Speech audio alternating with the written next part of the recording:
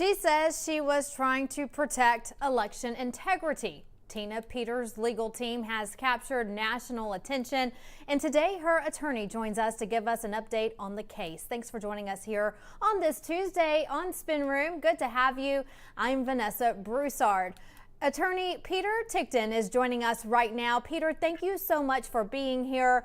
Glad to have you on. We've been following this case, huge advocates for Tina Peters. The legal fight continues. Can you tell us today what the current status of the Tina Peters case is right now? Yes, right now, I mean, I take it your audience is well versed with the fact that she's in prison, that she got a 9-year sentence, that she has appealed and sought release pending the appeal. Her motion was denied by the trial judge, and then it was denied by the Court of Appeals. So all the remedies that we could possibly get to get her out pending appeal have been exhausted. So the next step was really on the part of the 4 lawyers that formed the team before I jumped in. I've never jumped into a team before of such good counsel. I'm thrilled with the lawyers. I was afraid that it was going to be different, but you've got people like Patrick McSweeney, Bob Sinkar, John Case, and Stephanie Lampert, that they moved for a petition for habeas corpus to the federal court. So now we're outside of the state system of the trial court and the appellate court, and we're in a completely different system. We're in the federal court system, where we're now asking the magistrate judge that's hearing the matter to grant a writ of habeas corpus, which means that you have the body. Basically, give us the body, give us this live, breathing body, because she would be out of prison, except for the fact that she's having a denial of her civil rights. Okay, right. And that's really where we are. Yeah, and the last time we saw you in court, you were talking about how her health is declining. You have this wonderful Gold Star mother who was just questioning election integrity in her area. And this is a politically motivated stunt by the left in so many people's eyes. How is she doing today? Because so many people are following this.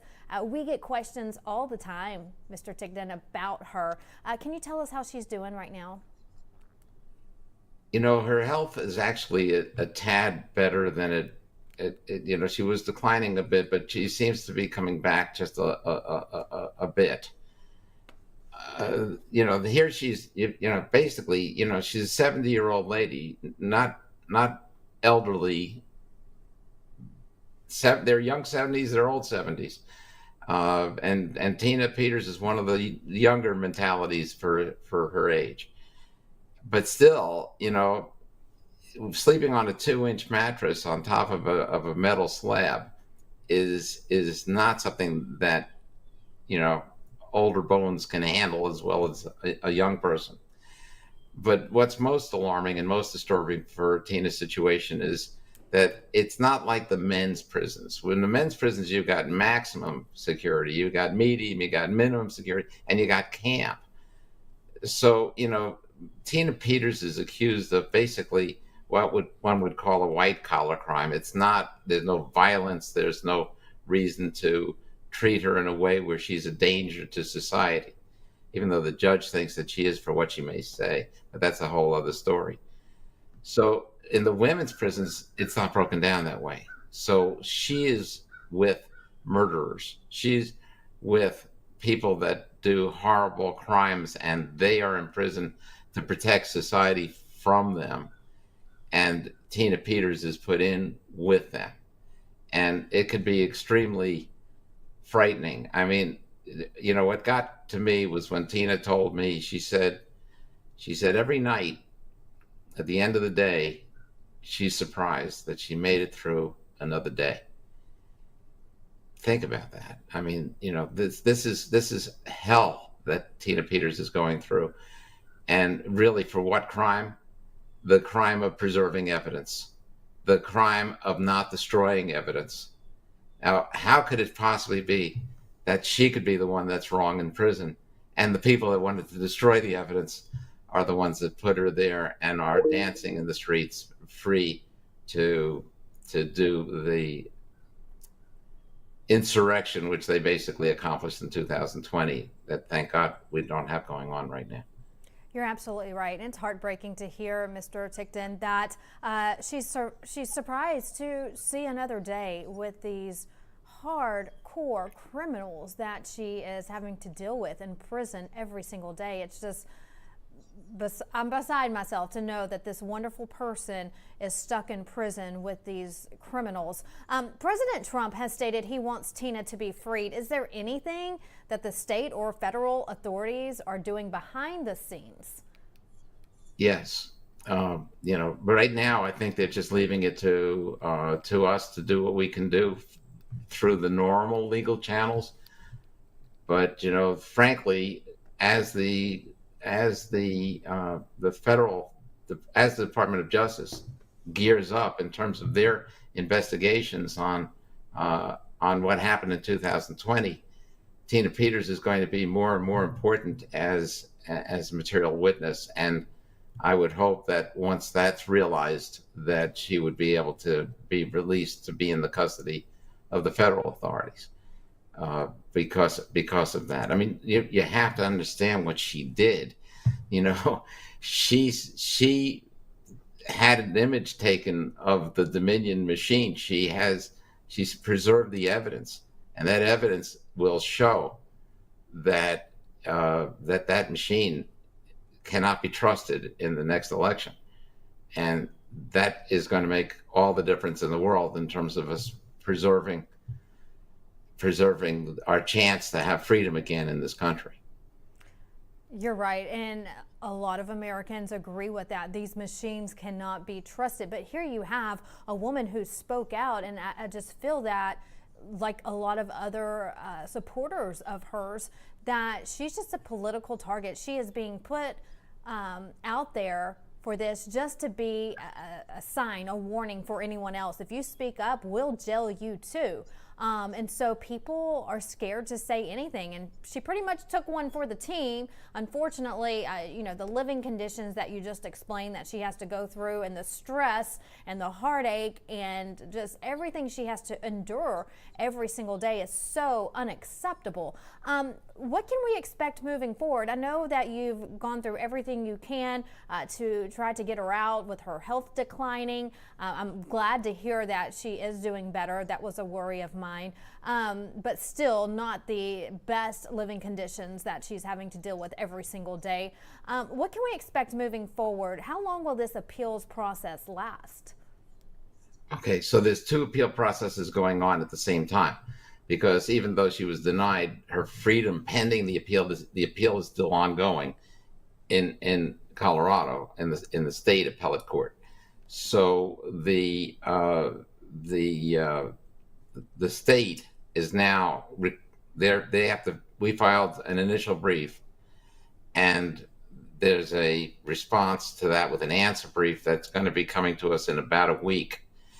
And then we do a reply to that. And in the meantime, the magistrate judge, in terms of the petition for habeas corpus, gave that prosecutor 3 weeks. So there's another 2 weeks for that to respond to the to basically file their objections in the case, in our federal case. And then we've got 2 weeks to respond to that, and then they get to do a reply a week later. And all the magistrate judge gave them 6 weeks, and knowing that each one of those nights is another night that she has to thank God that she survived another day. So I do think we're dealing with a really honest, decent magistrate judge, unlike the trial judge and what he did. And I'm looking for the day that these judges, federal and state, that have been part of this insurrection are accountable for the wrongs that they did, because what they've done are crimes. and they need to be accountable. And I do believe in my heart of hearts, and from information that I have and conversations that I have with people that are in positions, that this will happen, that day will come. It's the only way we can get our country back is to redress the wrongs that have been committed by these people. You're absolutely right. We all hope for that day to come sooner than later. There are so many fans of hers out there. You know, Peter, I was with Mike Lindell in Colorado a couple of months ago for his trial, and the Tina Peters fans who were out there who showed up for Mike and also for her in Colorado, it was just great to see the support. Is there a way they can help? Is there anything people can do? People feel like they want to do something, but they just don't know what they can do. Well, there is a charity, and they could help her by giving to the American Rights Alliance, the ARA, American Rights Alliance. But I don't have. If you know what I should do is I should put something on my website so people would know. To find me, it's LegalBrains.com. www.legalbrains.com, and if you go there, I'll put something for the American Rights Alliance so that you could basically be able to click and go directly to them, because that would help. Somebody, there's a lot of expenses that she has at this point in time, and I would recommend that. Otherwise, the good feelings, the fact that people are supportive is so important to her. I mean, look, you're talking about someone who's literally an American hero. I mean, there's no other way to look at Tina Peters. I mean, you took one for the team, you say, or whatever, but it's even beyond that. She's not fighting little-minded people. She's fighting the whole cabal. If you look at what's going on, and Mark Fincham, Senator Fincham, recently did a major disclosure about what they've been finding with Act Blue, that the amount of money that has been raised and put through that money laundering operation for the Democrats exceeds $1.6 trillion. Now they know it's not just the cartels, if it's the cartels at all. It appears that it's China. And so, what we're fighting here is far, far bigger than any one person. It certainly isn't Biden or Kamala Harris. These are just puppets for whatever regime is trying to take over our country. Yeah, and I know it sounds extreme, that somebody would be actually trying to take over our country, but well, we know that they are. We know the deep state runs very, very deep. That's why we call them the deep state, and she is a hero to so many people. Peter, we appreciate you coming on and updating us and our viewers, because they want to know, and giving them a way to give back. I'm glad you gave our viewers a way where they can contribute to Tina. And when you talk to her, please tell her that everyone here at LindellTV and so many Americans support her, pray for her every day, and we know that she'll be out soon. I will pass that on. I don't know that she'll be out soon. I wish that were the case, but I got to be just accurate with you. Yeah, you're realistic, but we'll keep praying for sooner than later. How about that? Oh, get her out sooner than later and healthy. That's what I pray for. Absolutely, we pray for the same. Mr. Tickton, thank you so much for being here with us today. Thank you, I appreciate it. Well, the Texas showdown is getting more heated by the minute. It's a political firestorm. If you haven't been following along, you need to be. We're watching every move here in Spin Room. The latest Republican-drawn congressional map would pick up 5 seats for the GOP in Texas and eliminate some Democrat seats. So the Democrats, they all hopped on a plane and flew off to Chicago. We told you about that yesterday. Texas didn't have enough people in a quorum to vote on a new map yesterday afternoon. Well, here comes Governor Greg Abbott. He has directed the Texas Rangers to investigate the fleeing Democrats for potential violation of Texas law. The governor says any Democrat who solicited or accepted funds to break quorum may have violated bribery laws. So he has ordered the arrest of Democrats who fled the state. And he's also threatened to remove them from their seats. Isn't this so much fun? Well, the Dems haul it off to Chicago, land of the woke. The Republicans of Texas are saying, you may come back, but when you do, you may be in cuffs. So we'll continue to follow this as it unfolds in the Lone Star State. We are awaiting President Trump to sign an executive order inside the White House. It could be any moment now. We'll bring that to you when it begins. Plus, when we come back, a Florida teacher makes a social media post celebrating the death of Hulk Hogan. Here it is. A parent wants her to step down, but instead the parent was escorted out of a school board meeting. That parent joining us here inside the spin room. That's next.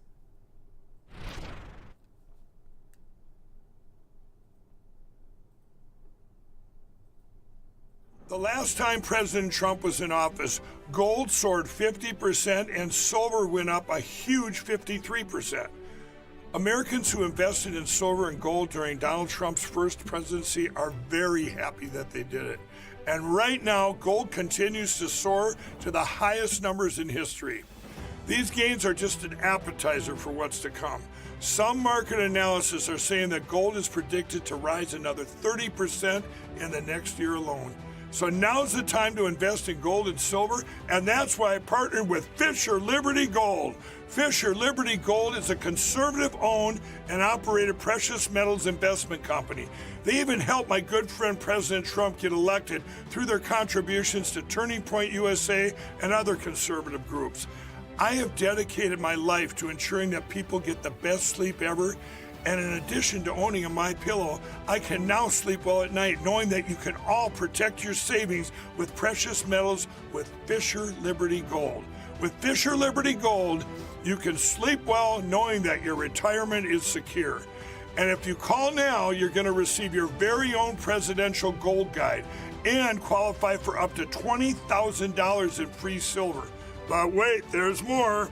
Call now or text metals to 26786 to receive your presidential gold guide from Fisher Liberty. And for a limited time, I will send you a free MyPillow for qualified accounts. This presidential gold guide from Fisher Liberty will tell you exactly why you need to own gold even while Donald Trump is president. And just by calling in, you get a free MyPillow for a limited time for qualified accounts, and up to $20,000 in free silver. So don't wait. Call 1-888-4GOLD-19 or text metals to 26786 today. That's 1-888-4GOLD-19 or text metals to 26786 today to receive your free MyPillow and up to $20,000 in free silver.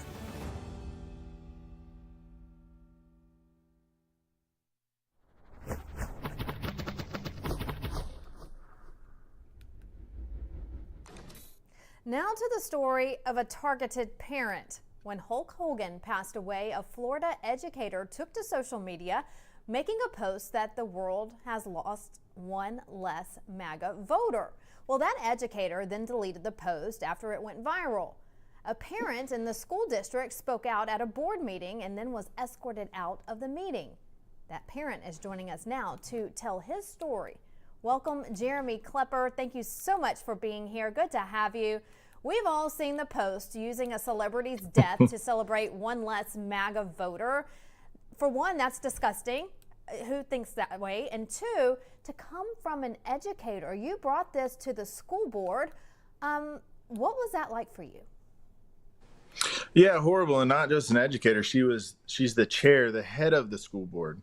So for someone to come out and say half the constituents of her area, let alone the country, she cheers for them to die, is absolutely insane.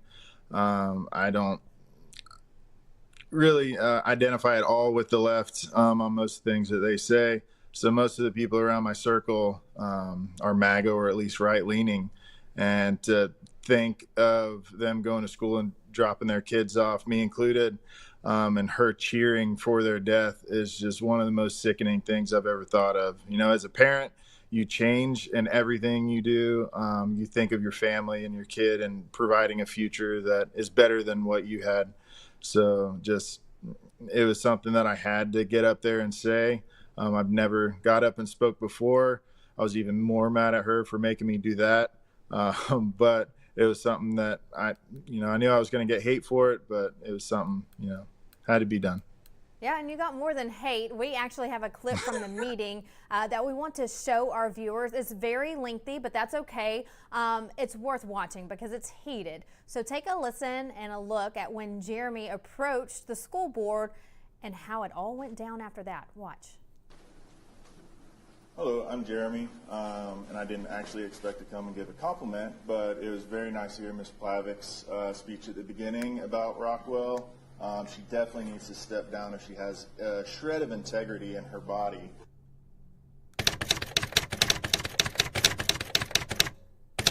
I also didn't expect to talk about the other ones, but McNeely likes to post things suggesting that if you didn't care for Obama or Kamala, that you are a racist or a sexist. I thought here in Alachua County, we were proud of strong, independent, diverse women.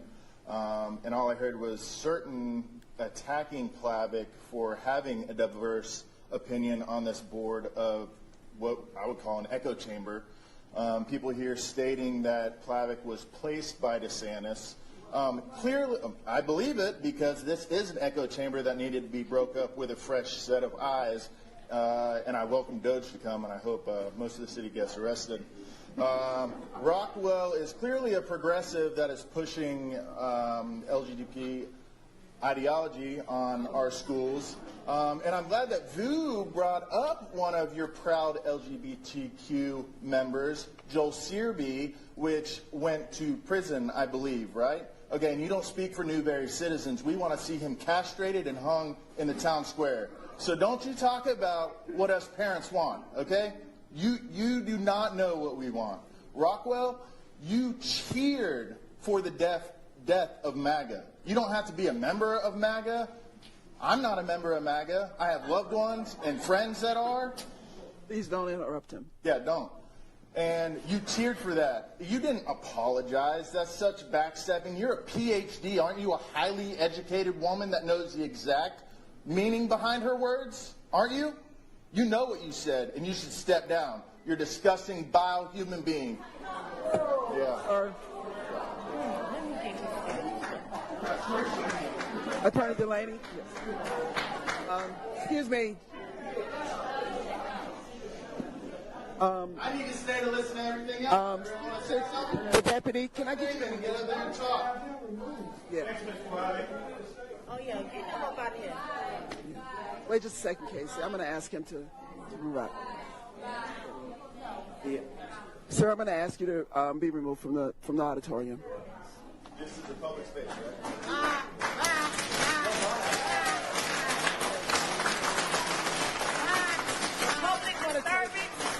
Okay, excuse me, sir. Not recommended. Sir, so to the deputy, our attorney asked us not to remove him. Hang on just a second. If you would. Hey. Excuse me. That's what we're trying to address right now. So the attorney has asked, We need to go. And get out. so the attorney said that he does not have to be removed. Get out! Get out! Get out! I'm that close to her. I'm going to ask you all to please be quiet. Board members, officers. So put him out. I recommend that we take a recess. Get out! Okay. I'm going to take a 5-minute recess. No, we're not going to stop. Get out! This is our meeting. Get out! Get out! Get out! Get out! Get out! Get out! Get out of our meeting! This is a school board meeting. These are racist and you accepting this foolishness. These are white supremacists and put his ass out. This is, stop. Don't touch me. Don't touch me. Shut the hell up and leave me alone.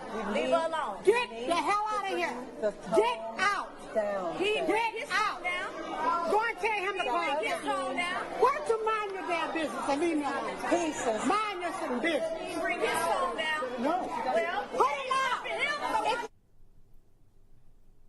That's all I can see. A horrible man who really just stood up and said some. What in the world, Jeremy?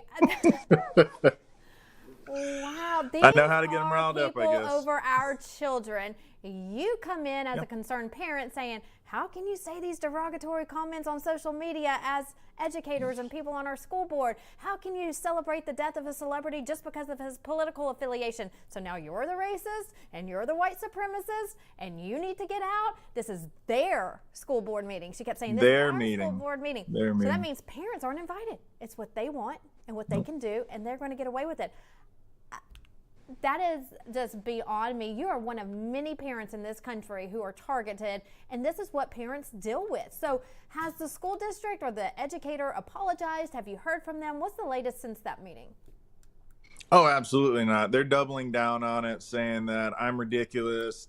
It's targeting. It's a political attack, saying that I was sent by the Republicans. I've never had a discussion or said anything to any local politician at all. Like I said, I'm just a local plumber that runs a family-owned business. I don't. I've never been involved with anything, really, as far as that goes. It was just crazy. But they're absolutely not backing down. They're doubling down on it. The local media agency, WCJB, they're completely leaving out all the context and saying that I simply left on my own, which is absurd. You can't take back violating someone's rights and taking them out of their seat and getting a mob mentality going in a school board meeting over simply stating your opinion about saying that wishing for the death of half the country is bad. So a lot of interesting things about that, though. The guy in the purple shirt that handed the microphone over to the woman at the end, yelling and cussing and screaming to get me out, that this is their meeting, is a city commissioner, Casey Willits, for the city of Gainesville. And he actually took a microphone and handed it to her while she was already yelling that stuff to disrupt the meeting even more. That woman is Faye Williams. She is an activist, been a long time activist. And so they just, I mean, you see, they're all about color. They're all about keeping, I'm a big guy, so I'm 6'6", 250 pounds, and they're body shaming me. So you can't look like someone like me and have a differing opinion, or you're a racist and a white supremacist. And she said I actually committed physical violence with my words, which is I didn't see it. We have proof right there in the video. I didn't see it or blinked, experience but either. I didn't see it. Have your kids? How many kids do you have in the district? I have one. So I have Has one. Yeah. any retaliation against your child? No, definitely not. Unfortunately, my family was sick at the time of this meeting, and he's young, so we're just starting out with this school board. I figured maybe I would have a few years until girls got involved, and I'd have to go address the school board with something. But no, didn't even get good and settled into this school system yet. And I'm going to go up there and speak up for the families around here that frankly can't, for fear of losing everything they have. So many people have reached out to me online that they have lost everything that they have, that they've been threatened and lost their jobs, lost their livelihood, people losing their homes, because once you lose your job, you can't really pay your bills. So it's really disgusting. That's why a lot of people don't show up to the meetings on the right, because they just keep getting bashed. They get online. They get all over these word of mouth groups online and just completely bash people. They've gotten on my business page and left 1-star reviews, just saying I'm a horrible person. And they don't have any idea about what I do for this community. My family, we spend a lot of money and a lot of our time providing and helping for people. When the time comes up, they like to keep saying that this was my first school board meeting and I don't actually care about the kids.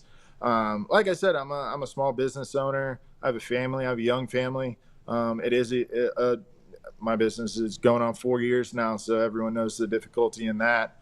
So I don't have time to focus on every battle out there, especially if it's not directly impacting my family at the time. But when something does come up that I can directly affect and have an impact on, I'm gonna do it, even if it, isn't the easiest thing to do. Sometimes you just got to do it. So. Well, just like any other company, there should be social media guidelines for our educators, because what we've seen, Jeremy, is that they bleed over, their beliefs bleed over into the classroom, whether it's LGBTQ. You know, that's been a fight, especially under the Biden administration, of these books that are in our children's libraries. And so Hulk Hogan was the hero to so many kids, especially from the 80s, but there are still younger kids who knew who Hulk Hogan was. And to have this educator come out and say, oh, I'm glad he's passed, one less voter for MAGA. How do we know as parents your personal beliefs aren't bleeding over into the classroom? So you're just a concerned parent saying, oh, and by the way, you posted this and you posted this and we shouldn't have this. So instead of the school board saying, in my opinion, hey, we must need to, you know, really hammer down on our social media policies, no, they kick the parent out. It just makes no sense. They do, and I'm glad you actually brought up what's in the classrooms, in the books and such, because I did see on a post online that the mayor of Newberry had addressed someone about supporting pornography and derogatory books in our schools. And so I actually got a hold of him and messaged him to find out what those books were, or at least some of them, or what might be in them. And he sent me a message of a few of them. One is Lucky by Alex Sebold, depicts rape, falsely accused black man. The board defended it, saying many girls in the district are sexually assaulted and need to see themselves in the books. Another one, The Kid by Sapphire, graphically describes child sexual abuse, including adolescent boy performing fellatio on younger boy. And then these are elementary books. Melissa by Alex Gino normalizes porn via discussions of porn and dirty magazines, teaches hiding browser history for gender reassignment searches, links to the Trevor Project, inappropriate minor counseling, which they're doing in schools without the parents' knowledge, depicts secret transitioning, cross-dressing, and underwear swaps behind parents' back. A is for activists, a Marxist alphabet book for young kids, ending with Z for Zapatistas. Hooray, promotes radical ideology. Just two more, so hold with me. Feels good to be yourself. Teaches kids gender change daily and yearly. Boy one day, girl the next. Claims doctors guess your gender at birth and then the children must declare it. When Aiden became a brother, celebrity celebrates social transition of 8-year-old girl to boy via clothing changes and haircuts. So those are some of them. I'm sure there's more if I had to guess, but that is what they're saying they aren't putting in the schools. And the ones that are admitting are there are cheering for it because our kids need to know there's other people like them out there. No, that's not what I see at all. I see a bunch of narcissistic parents out there because the kids that are like that at a young age, their parents you can look at them and see who they are, and it's always their kids. So, yeah, I mean, it's blatantly obvious to people out there. And if you speak out in it in this town, you are bashed for, as she said, being a white supremacist somehow. And it's, for the most part, a bunch of angry white women that are saying these things. So it's very unfortunate. Yeah, and you're just starting out too. You have a kid just entering the district, so you have a long. Oh my goodness! Yes. Yeah, yep. Are you going to go to another school board meeting? Have to ask. Oh, if she doesn't step down, she's going to see my face at every single one. And she said in her opening statement that this was the last time that she's going to address this. That sadly, or fortunately, thanks to the First Amendment, she can't decide what people get up there and talk about. So this is going to be addressed to her until she does the right thing for the families in the town and the taxpayers, and steps down, and hopefully we can get a more balanced school board up there.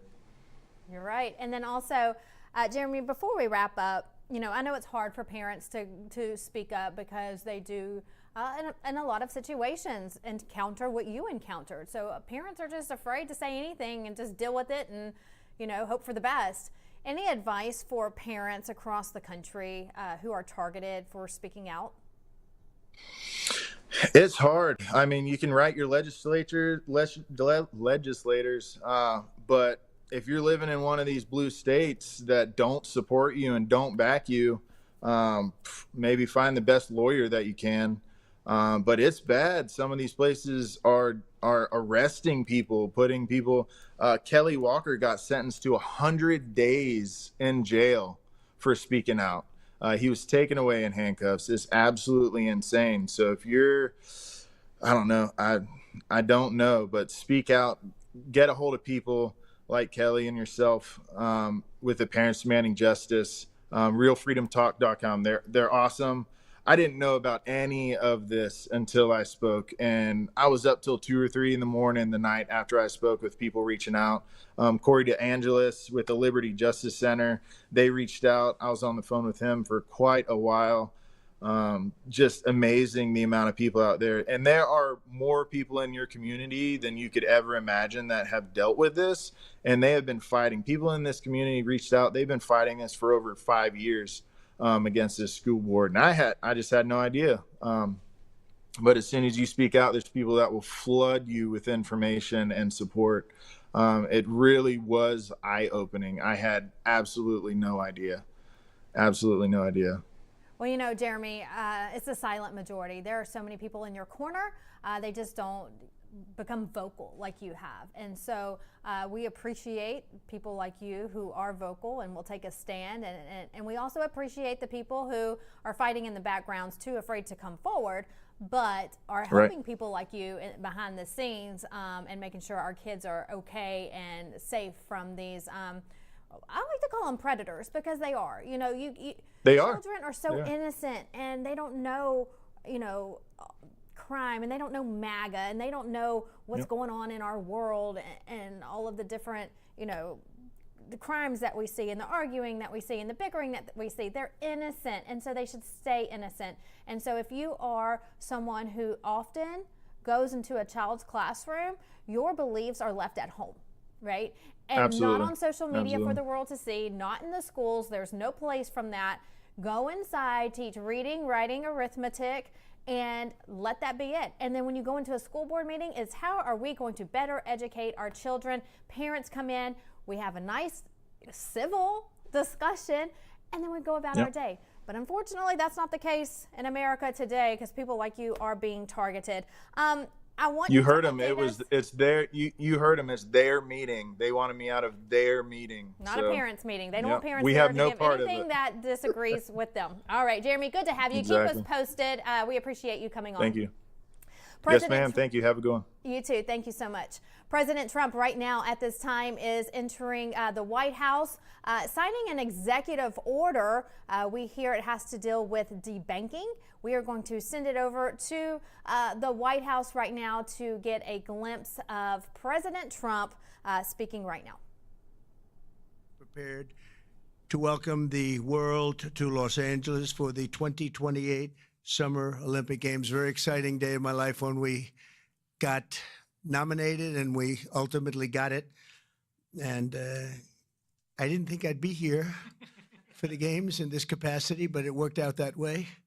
So I'm very happy about that. I had no idea that was going to happen. When we got it, I said, it's too bad I won't be president then, but sort of we took a very circuitous route, didn't we? In my first term, we were instrumental in helping the city of Los Angeles win the bid to bring the Olympic torch back to American soil. And today, I will sign an executive order establishing the White House Task Force on the 2028 Summer Olympics, mobilizing the entire federal government to ensure the games are safe, seamless, and historically successful. It's going to be amazing. I think it's going to be amazing. America is a nation of champions, and in July 2028, we'll show the world what America does best, and that's win. We're winning like we have never won before. You see that all the time. A year ago, we were not a country that was doing well, and now we're the hottest country anywhere in the world. I want to recognize several members of the task force, including our great Vice President, J.D. Vance. J.D., thank you very much. Thank you. Our equally great Attorney General, Pam Bondi. Pam, thank you very much, Pam. Secretary of Homeland Security, Christy Kerr. Do you know who Christy Kerr is? She's a friend of my great golfer. Christy Noem, she's a better golfer than you. That's the only thing, but you're better at a lot of other things. But I want to thank you for being here, for doing an unbelievable job, really an unbelievable job. FCC Chairman Brendan Carr. Brendan, thank you. Thank you, Brendan. Doing a great job. White House Chief of Staff Susie Wiles, most powerful woman anywhere in the world. She's rated the most powerful woman in the world, and I agree with that. And Deputy Chiefs of Staff Stephen Miller. Stephen, thank you. What happened to Stephen? We never want to miss Stephen. He's an MVP candidate. Dan Scavino, another MVP. James Blair, Taylor Budovich, and Nick Luna. Thank you all. Great group of people.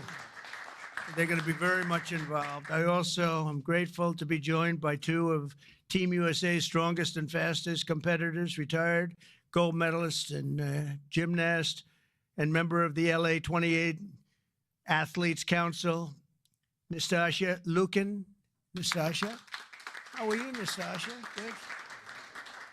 I don't know you, but I've watched you. You're very talented. I would not want to do what you do. This is much easier, believe me. It's incredible what you've done, along with retired gold medal Paralympian, swimmer, and board member of the U.S. Olympic Committee, Brad Snyder. Brad, thank you very much, Brad. It's a great honor. Thank you. Chairman of the 2028 Olympic Games, Casey Wasserman, a friend of mine for a long time. Casey, thank you very much. Casey, great job. It's going to be amazing. LA's a little bit different place than it was when selected, but we're going to bring it back stronger than ever. I spoke to Casey about that. He said, nope, we're going to make it better than ever. It's going to be something that's going to make it even more important as a Olympic Games. It was an interesting conversation we had as the fires were raging. Is that right? And I appreciated that very much. And CEO Reynold Hoover. Reynold, thank you very much. Thank you very much. Great honor. I also want to welcome the chair of the U.S. Olympic Committee, Gene Sykes. Gene, thank you. Thank you, Gene, very much. And thank him for recently banning men from competing in women's sports. That's a big deal. Thank you very much. It's amazing the way I don't hear any applause for that when everyone feels it. It's a 97, don't worry about it. That's a 97-3. It's not 80-20, it's 97-3. But nobody wants to clap. It's crazy. The United States will not let men steal trophies from women at the 2028 Olympics, so we appreciate the fairness and everything else that you've shown. Also with us today is LA 28 board member Reince Priebus, and also Kevin McCarthy. I want to thank Kevin McCarthy and Reince. Thank you, Reince. And thank you, Kevin. And the LA Olympics is shaping up to be a wonderful moment for America. It's going to be incredible. It's so exciting. And with today's action, I'm directing the Department of State, the Department of Justice, the Department of Homeland Security, the FBI, the Secret Service, the Department of Transportation, and many other departments and agencies to use every tool at their disposal to ensure a fantastic, safe, and beautiful event. In 2028, the Olympics is bringing back our national pastime, baseball. Wow, that's great. With teams playing under the lights at the legendary Dodger Stadium, and it is legendary. It's beautiful, one of the most beautiful. Squash players will go head-to-head inside the world-famous Universal Studios. Triathletes will sprint beneath the sun shining down on Venice Beach. This will be one of the great venues. I mean, when you think of it, right? It's going to be so incredible. Soccer teams will face off at the legendary Rose Bowl. Sailors will race through the waters near the port of Los Angeles, and the opening ceremony will take place at the beautiful Memorial Coliseum, just like the Olympics of 1932 and 1984. That was something. Those were very important Olympics. 1932 was a very important Olympics, wasn't it, huh? For 8 straight consecutive summer games, no one has won more medals than Team USA, which is incredible. We want to keep it that way. Over the years, Team USA has won triple the number of Summer Olympic gold medals as the next closest country, and I'm confident that that's going to continue in 2028. That's an amazing achievement, by the way. Between the LA Olympics and the FIFA World Cup next year. We have the World Cup and we have the Olympics, got them both. It's a great time to be a sports fan in America. And maybe, you know, I don't want to say most importantly, but it is a celebration of 250 years. We have our 250th anniversary also during the year, and it's going to be between the three of them. I think there'll be no other time that we've ever had in our history like that. So I'd like to ask the LA Olympics Chairman, Casey Wasserman, to say a few words, and I appreciate it very much, Casey. Great job you've done. Thank you very much.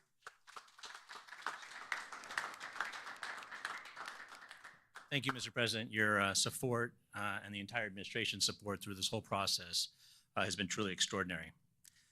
In just 1,074 days, yes, we're counting, sir, the eyes of the world will be on this country as we open the 2028 Olympics. And it feels just like yesterday, and you were just president-elect in December of 2016, that you leaned into this process back then. And you've been supportive and helpful every step of the way, and we wouldn't be here without you, so we greatly appreciate all your support. Thank you. Our games plan is near final. We've announced a competition schedule. Some of the greatest brands in America have stepped up to support these Olympic Games as commercial partners. And now with the creation of this task force, we've unlocked the opportunity to level up our planning and deliver the largest and, yes, greatest games for our nation ever. We expect more than 150 heads of state will come to the Games. We'll host approximately 11,000 Olympic and 4,500 Paralympic athletes. They'll participate in 800 competitions at 49 competition venues. This will be the equivalent of producing 7 Super Bowls a day, sir, for 30 days. Yeah. But we are now focused more than ever on delivery, and we can't do this alone. I want to thank President Trump and the entire administration for their support and their partnership as we work to bring these games home. These will be truly America's games. We expect millions of fans from around the country to participate and attend events. And for the first time in history, we're going to take the Olympic torch relay to all 50 states. The most states it's ever gone to is 38, but in 2028, we will touch all 50 states. And sir, if you'd like to run on Park Avenue again to revisit history, you're more than welcome. And we're thrilled. But this administration has delivered critical security funding in the recent bill that will be used by local and state agencies and the federal government to make sure that our games are safe and secure and ultimately the best place to experience and be an Olympic fan. We remain incredibly confident in our ability to deliver the greatest games ever, and that starts with the support of this administration every step of the way. Thank you, sir. Thank you.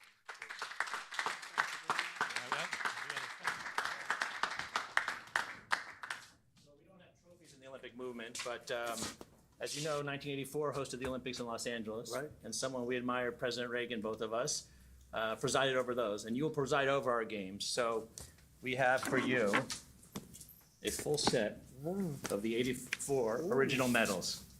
Wow.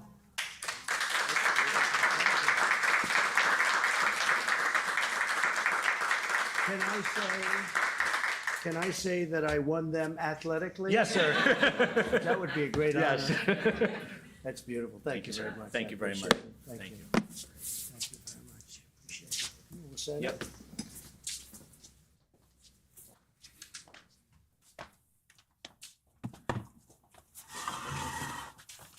Okay, come on around, everybody. This is a big one here. Yep. Okay.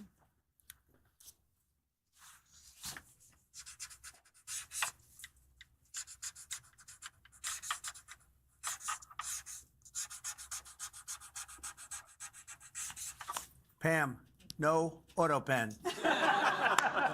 That was not an auto pen.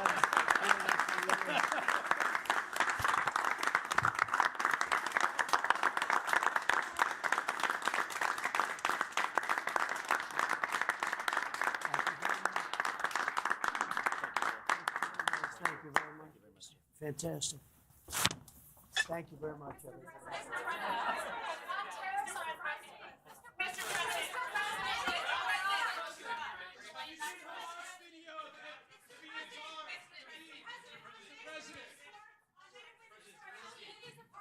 Go ahead, please. Go ahead. Go ahead.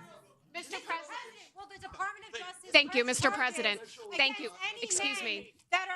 Excuse me. No, he called on me, but thank you. Go ahead, please. Thank you, Mr. President. Do you still plan to follow through on your threat to impose 100% tariffs on all countries that purchase Russian energy, including China? Well, I never said a percentage, but we'll be doing quite a bit of that. We'll see what happens over the next fairly short period of time. But we'll see what happens. Yep. You know, they have a meeting tomorrow. We have a meeting with Russia tomorrow. We're going to see what happens. We'll make that determination at that time. Yeah, please go ahead. Thank you, Mr. President. Thank you, calling on me. Thank you, Mr. President. On Ukraine, President Zelensky just signed a law allowing for citizens age 60 and above to serve in the military. We've seen dozens of videos of young men being hauled into vans and dragged to the front lines against their will. And we've even seen videos of a young man with Down syndrome serving on the front line. When you campaigned, you said you wanted to see the people stop dying. A lot of people admired that statement. Now the people dying are elderly, mentally handicapped, and conscripts.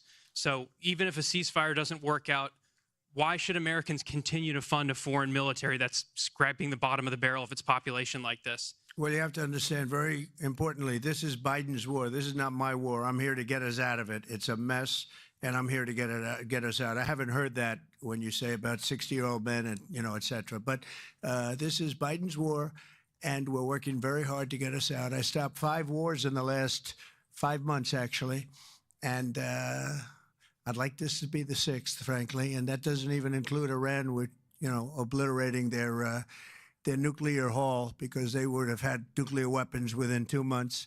But stopped a lot of wars. You just take a look at the ones just over the last 2 or 3 months. It's been amazing. This is the one I'm trying to stop. This is the one we're working hardest on. The other ones I stopped within a matter of days, almost every one of them, including India and Pakistan, and I could go over the whole list, but you know the list as well as I do. But this is the one we'd like to see. I haven't not heard that, but this is Biden's war, and it's a war that he got us into, or indirectly got us into. It should have never happened. It would have never happened had I been president. Yeah, next to you. Thank you, Mr. President. Would you support Israel reoccupying all of Gaza, as has been suggested by some Israeli officials? Well, I don't know what the suggestion is. I know that we are there now trying to get people fed. As you know, $60 million was given by the United States fairly recently to supply food, and a lot of food, frankly, for the people of Gaza that are obviously not doing too well with the food. And I know Israel is going to help us with that in terms of distribution and also money. We also have the Arab states are going to help us with that in terms of the money and possibly distribution. So that's what I'm focused on. As far as the rest of it, I really can't say. That's going to be pretty much up to Israel. Yeah, please. Go ahead, please. Thank you. On transgender athletes in the Olympics, back to the safety, especially of female combat boxers, will the Department of Justice considering pressing charges against any man that tries to masquerade as a woman coming into this country to beat up American athletes? And secondly, would your administration consider genetic testing so that these people can prove that they're actually women competing?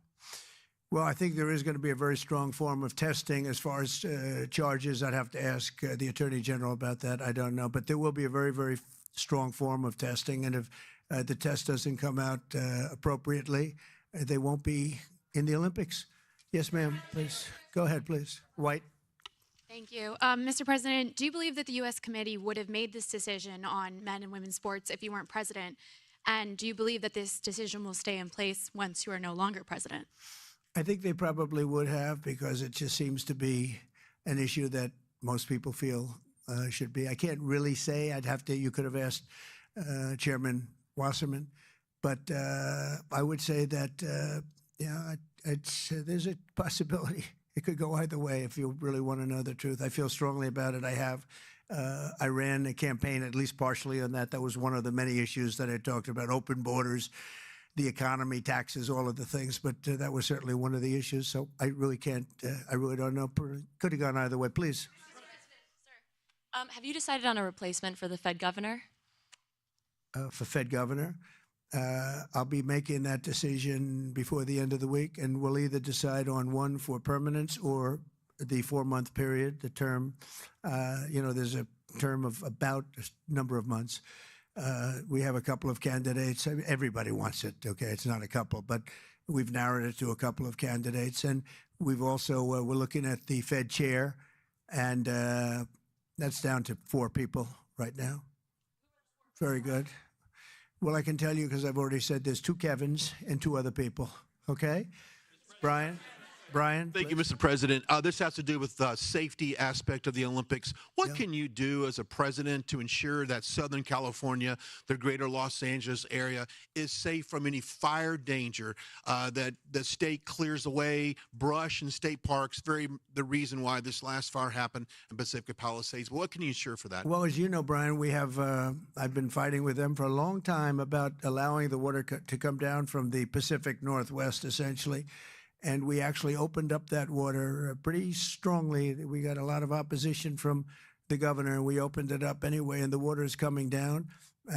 We want it opened further. They have a lot of water. They send it out into the Pacific Ocean in order to protect the smelt. It's a little tiny fish that's not doing very well, especially when they don't have water. They really do badly, okay? But it's a fish, environmentally protected, even though it's in many other areas. I think they just use that as an excuse to smelt. You'll check that out. But I think it's just an excuse. They've got to allow full water, and they're working with Lee Zeldin is really helping us a lot. But they've got to allow a full complement of water to come down from the Pacific Northwest. There is so much water.